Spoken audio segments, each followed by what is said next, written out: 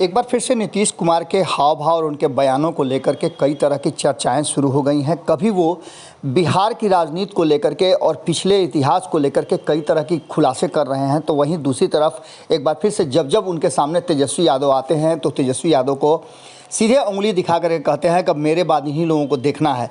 इन सारी बातों को लेकर के अब नीतीश कुमार के मन मिजाज में क्या चल रहा है, इसकी चर्चा शुरू हो चुकी है। आपको बता दें कि इन सारी बातों को लेकर के नीतीश कुमार को जानने वाले ये बताते हैं कि नीतीश कुमार अब राजनीतिक रूप से धीरे धीरे हाशिए पर जा रहे हैं, समाप्त हो रहे हैं और उनमें राजनीतिक गुण बचे नहीं हैं।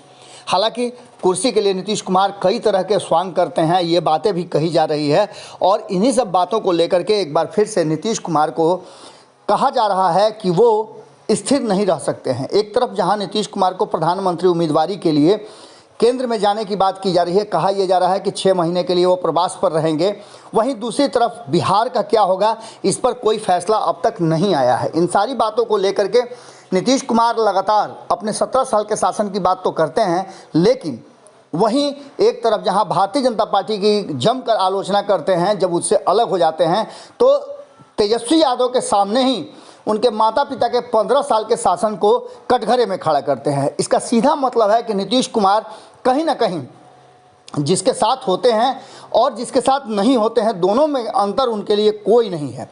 आपने देखा होगा कि किस तरह से लगातार नीतीश कुमार 2015 में वापसी करते हैं महागठबंधन में, 2017 में फिर से वापस चले जाते हैं एनडीए में, और इसके लिए वो अपने को नहीं बल्कि दूसरे लोगों को जिम्मेवार बताते हैं। ये सारा डिटेल्स हम आपको देंगे, लेकिन आपको इतना बता दें कि अब नीतीश कुमार को लेकर के जो सवाल खड़े हो रहे हैं, उन सवालों में नीतीश कुमार के बयान खुद जिम्मेवार हैं।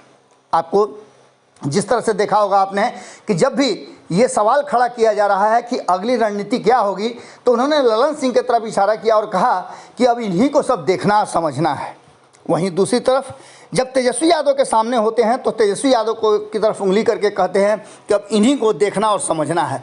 इन सारी बातों के बीच में कहीं ना कहीं महागठबंधन के भीतर एक अलग तरह का विवाद छिड़ता नजर आ रहा है, जहां एक तरफ कांग्रेस ने भी अब नीतीश कुमार और तेजस्वी यादव के इस गठजोड़ को कटघरे में खड़ा करते हुए कोऑर्डिनेशन कमेटी बनाने की बात की है, तो वहीं एक बड़ा डिमांड कर दिया है नीतीश कुमार से कि मंत्रिमंडल में उसे और स्थान और सीट मिले। इन सारी बातों को लेकर के इससे पहले जीतन राम मांझी सवाल खड़े करते रहे हैं, उसके बाद वाम दलों ने सवाल खड़ा किया है और ये सब कुछ धीरे धीरे एक तरफ शिफ्ट होता जा रहा है। ऐसा लग रहा है कि ये सारे लोग नाराज और परेशान हैं। इस बीच में एक तस्वीर सामने आई जिसमें सीताराम येचुरी और प्रधानमंत्री नरेंद्र मोदी एक दूसरे के सामने हंस रहे हैं किसी मुद्दे पर।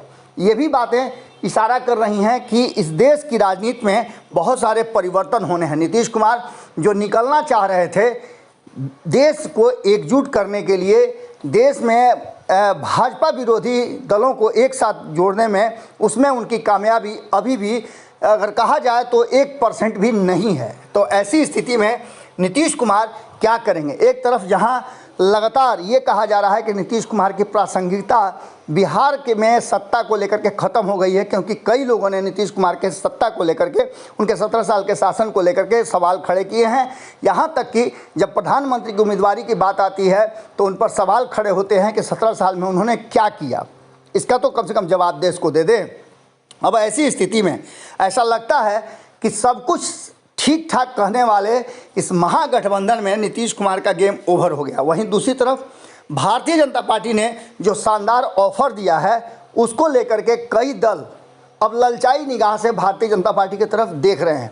तो क्या नीतीश के गेम को समाप्त करने के लिए भारतीय जनता पार्टी अब उन्हीं के हथियार का प्रयोग करेगी? सवाल बड़ा है। इस सवाल का जवाब लेकर के हम जल्दी ही आपके सामने आते हैं। अगली खबर बहुत जल्द आपके सामने लेकर आएंगे, जिसमें बहुत सारे बिहार के राजनीति से जुड़े हुए ऐसे अनछुए पहलू हैं जो भीतर की बात हैं। बहुत बहुत धन्यवाद। अगर ये वीडियो पसंद आई और वह बिहार के राजनीति और बिहारियत से सरोकार रखेनी तो सब्सक्राइब बटन दबा के चैनल के सब्सक्राइब कर ली। ओजे एगो घंटी बा, ओकरा बटन दबा देला से कुल सटीक और मारक खबर रुआ मुफ्त में मिल जाई। अगर रुआ पत्रकारिता के हमनी के नया प्रयोग में सहयोग कर चाहतानी तो ज्वाइन बटन दबा दी।